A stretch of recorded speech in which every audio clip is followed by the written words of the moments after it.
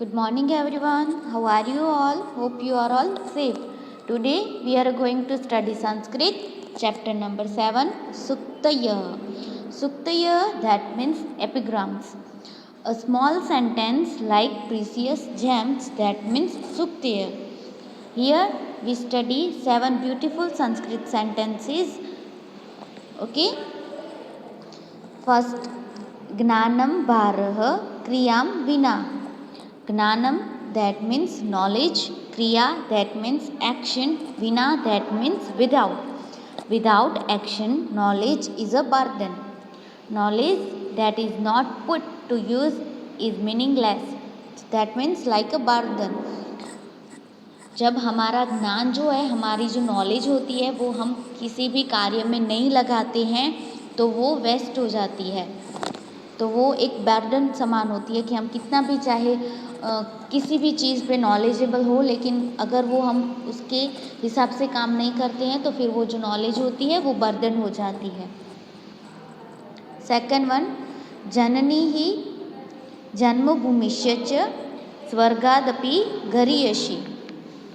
स्वर्गादपि, that means more than even heaven, and गरीयसी, that means greater. Mother and motherland are greater than even. जैसे कि हमें अपनी ही जो मदरलैंड होती है उस पर ही वो जो है वो हेवन से भी बढ़कर होती है. उस पर रहने की खुशी हमें हेवन में रहने से भी ज़्यादा मिलती है. थर्ड वन, आपदी मित्र परीक्षा. आपदी, that means in hard time. Mitra Pariksha, that means taste of friend. That means checking the true or false quality of a friend. A friend is tested during difficulties.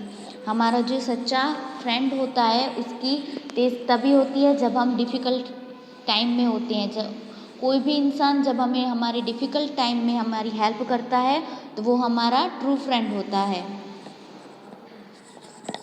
Fourth one, श्रद्धावानम लभते ज्ञानम.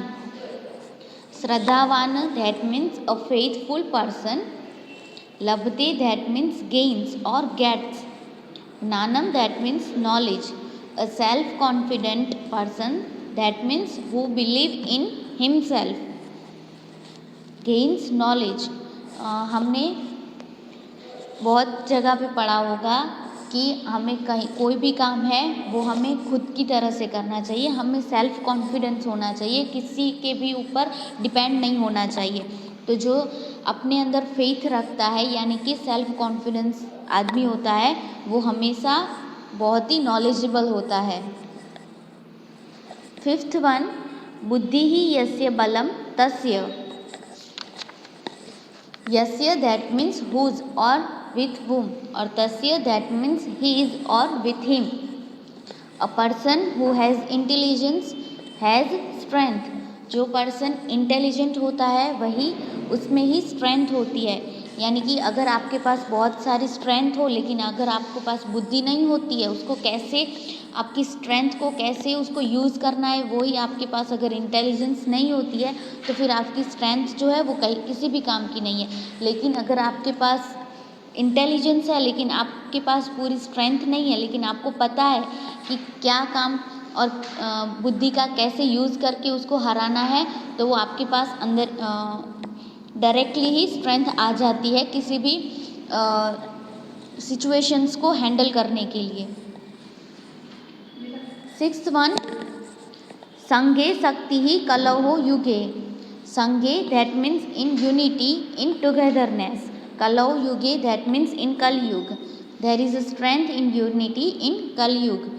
हम देखते हैं कि कलयुग यानी कि जो हमारा अभी जो सेंचुरी है वो, तो कलयुग में क्या है कि सब लोग अलग अलग रह रहे हैं, लेकिन कलयुग में सबसे इम्पॉर्टेंट है कि स्ट्रेंथ ऑफ यूनिटी की. अगर आपके पास यूनिटी होगी तो आप कोई भी सक्सेस है वो इजीली अचीव कर सकते हो. लास्ट वन, शरीर माध्यम खलु धर्म साधनम. दैट मीन्स शरीर माध्यम, दैट मीन्स बॉडी फर्स्ट. खलु, दैट मीन्स ट्रूली और इंडीड. धर्म साधनम, that means tool of religion. Indeed, the body is the first instrument tool of religion. That means कि हमारी जो बॉडी है वो बहुत ही प्राइमरी इंस्टीट्यूट है, यानी कि बहुत ही ज़रूरी इंस्ट्रूमेंट है किसी भी डिवाइनिटी को अटेंड करने के लिए। जैसे कि हमारे पास बहुत सारी ड्यूटीज़ होती है सब लोगों की तरफ, जैसे कि पेरेंट्स हैं हमारे टीचर्स हैं, फ्रेंड्स हैं, कॉम्पिटिटर्स हैं, वो बहुत सारे लोग होते हैं, उनके प्रति हमारे कोई ना कोई एक ड्यूटी होती है, तो वो हमें निभाने के लिए, तो उस ड्यूटी को हम हमारा एक रिलीजन बोलते हैं। तो उस ड्यूटी को हमें अटेंड करने के लिए हमारी बॉडी जो होती है वो बहुत ही प्राइमरी इंस्ट्रूमेंट है। तो अगर हमारी बॉडी ठीक होगी तो हम ये सारी जो ड्यूटीज़ हैं वो बहुत ही इजीली और बहुत ही अच्छे से अटेंड कर पाएंगे। तो इसीलिए कहा है कि हमारी जो बॉडी है वो सबसे प्राइमरी इंस्टीट्यूट है। अगर हमारी बॉडी ही अच्छी होगी तो हम बहुत कुछ काम कर सकेंगे, लेकिन हमारी बॉडी ही अच्छी नहीं होगी तो हम कोई भी ड्यूटीज़ को पूरी नहीं कर सकते हैं। ठीक है, तो ये थे 7 सूक्तय, दैट मीन्स की एपिग्राम्स। और ये जो ग्लोसरी वर्ड्स हैं वो आपको आपके नोट में लिखने हैं। ठीक है, और बाकी का जो ट्रांसलेशन है वो मैं आपको आपकी बुक में लिखवाऊंगी। Thank you.